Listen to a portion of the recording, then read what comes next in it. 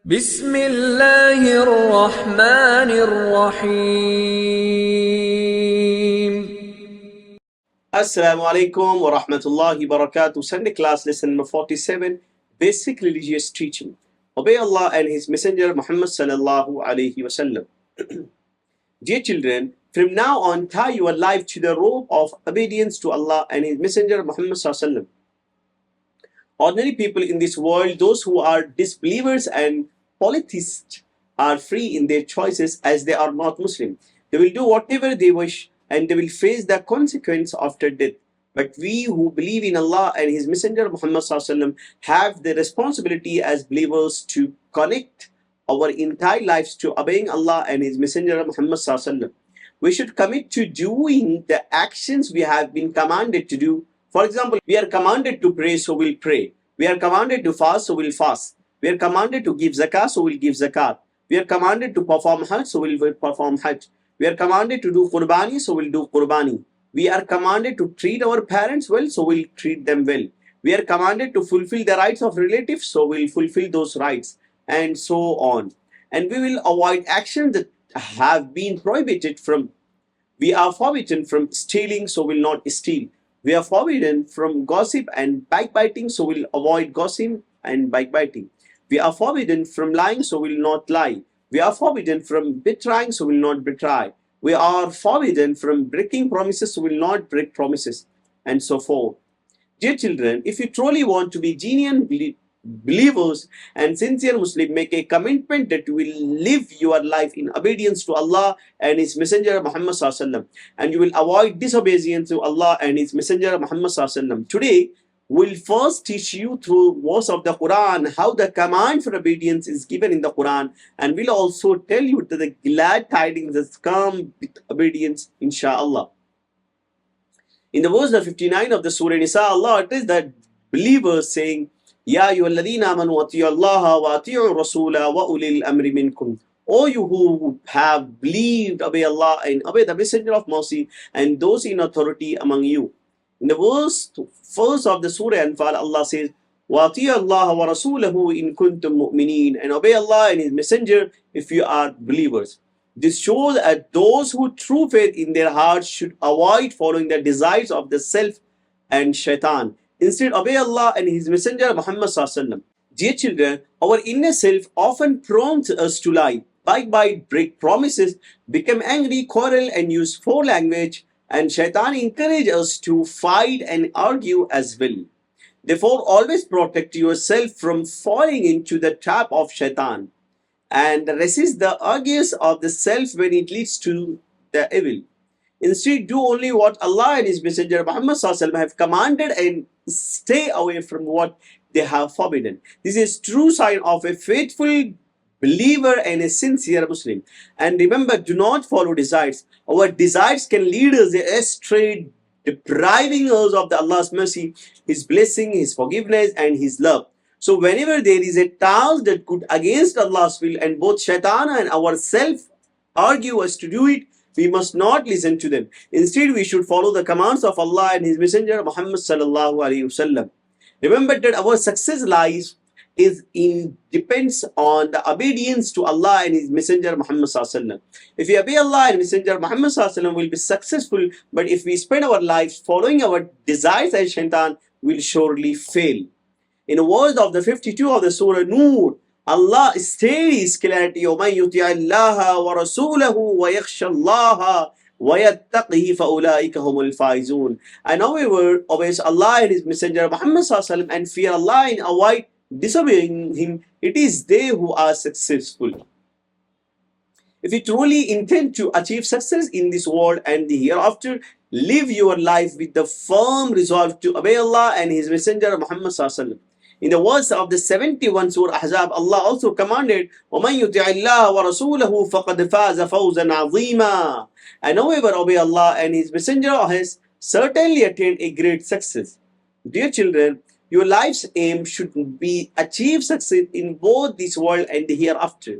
Live with this goal in mind. Now we want to tell you that if you obey Allah and His Messenger, you will be deserving of the glad tidings that the Quran has given. In the verse 16 of the Surah Fatah, Allah promises a great reward to those who obey. فَإِن تُطِيعُوا يُؤْتِكُمُ اللَّهُ أَجْرًا حَسَنًا. That if you obey, Allah will grant you a good reward. In the verse of the 17 of the Surah Fatah, there is another glad tiding. وَمَنْ يُطِعِ اللَّهَ وَرَسُولَهُ يُدْخِلْهُ جَنَّاتٍ تَجْرِي مِنْ تَحْتِهَا الْأَنْهَارِ. And whoever obeys Allah and His Messenger Muhammad sallallahu alaihi wasallam, He will admit him to gardens beneath which rivers flow.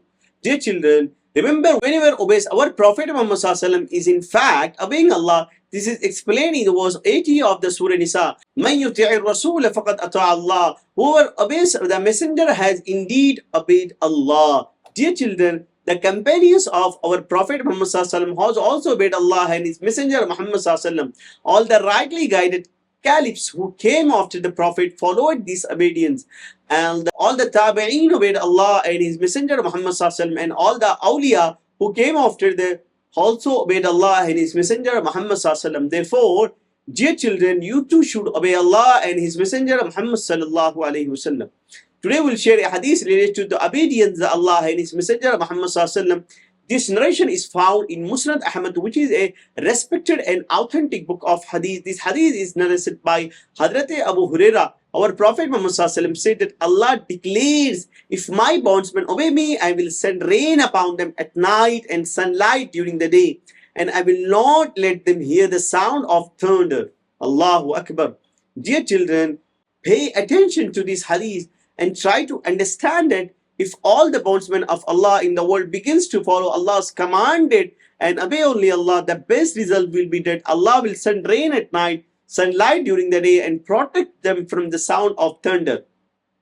From this we learn that the most beneficial rain is the one that falls at night, followed by a sunny day and without terrifying sounds of thunder. Dear children, you are very fortunate by attending Sunday class. You are hearing valuable and important lesson that, if followed, will make your life an example of others.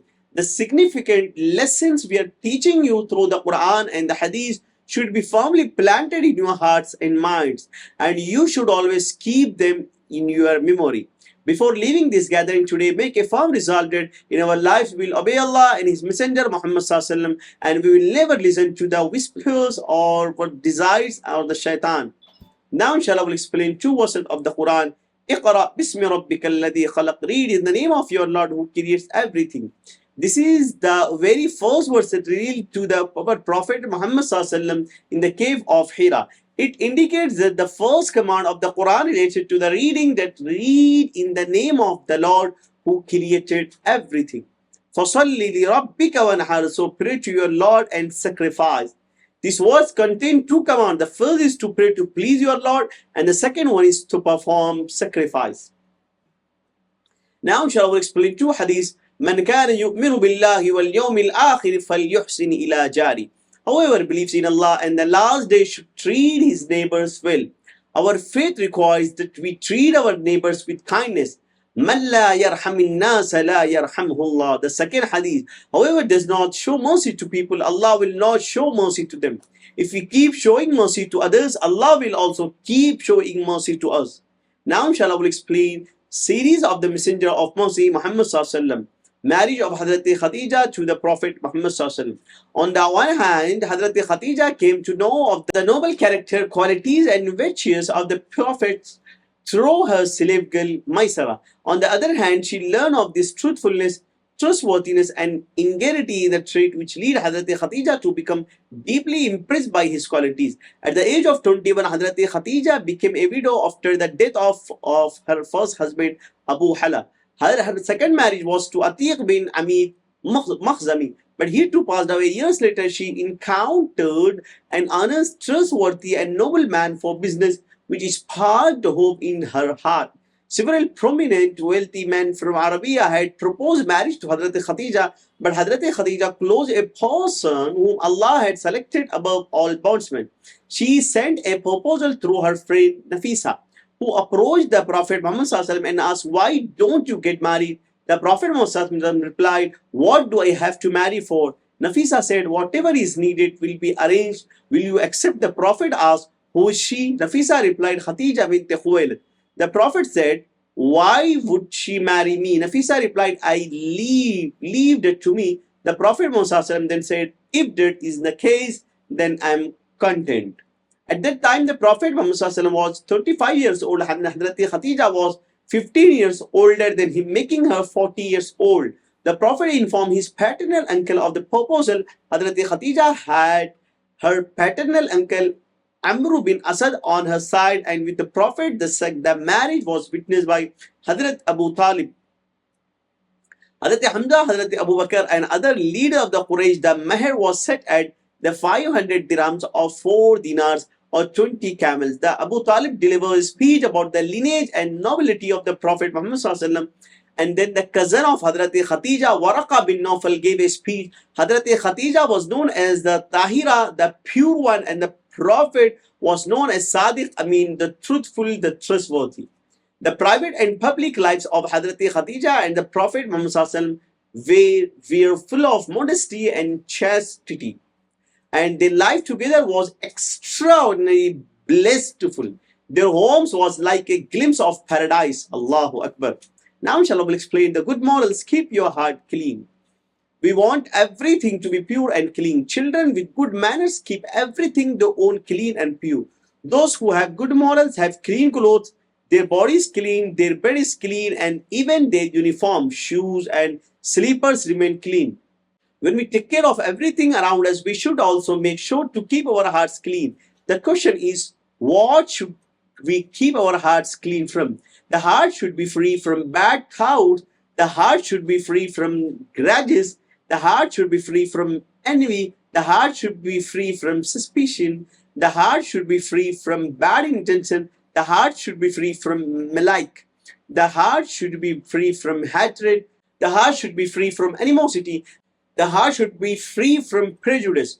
Wherever heart is free from bad thoughts, bad intentions, malice, envy, grudges, hatred, animosity, and prejudice, then our entire body will also become pure. Remember this important truth: when the king of our body, the heart, becomes pure, then all of its subject, namely the hands, feet, eyes, ear, nose, mouth, tongue, etc., will also become pure.